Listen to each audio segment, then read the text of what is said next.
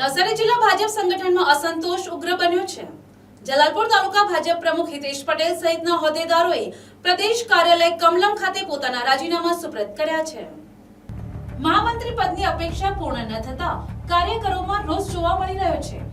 આ રાજીનામા સાથે અત્યાર સુધીમાં કુલ 22 હોદ્દેદારોએ પક્ષના હોદ્દા પરથી મુક્તિ માંગી છે।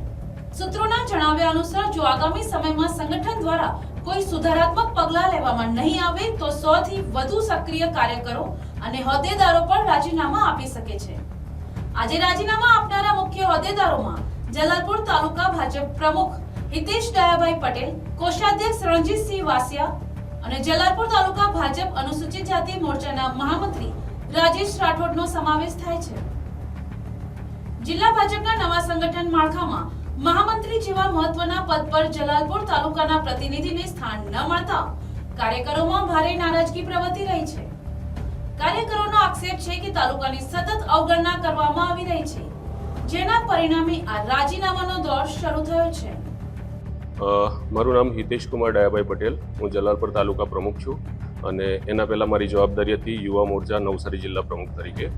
પાર્ટી માટે અમે કન્ટિન્યુઅસ કામ કરતા આવ્યા છે। જલાલપુર તાલુકો ઓલવેઝ હંમેશા મતલબ પાર્ટી માટે ઉભેલો હતો, પ્રોગ્રામ હોય કે કંઈ પણ હોય।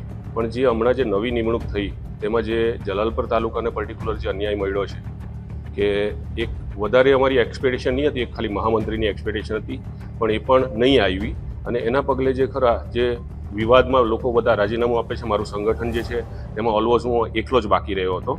તો હું પણ મારું રાજીનામું સ્વૈચ્છિક આપું છું, પણ પાર્ટી માટે હું કામ કરતો રહીશ અને પાર્ટીનું કંઈ પણ કામ હશે તો અમે એની ટાઈમ ઊભા છે।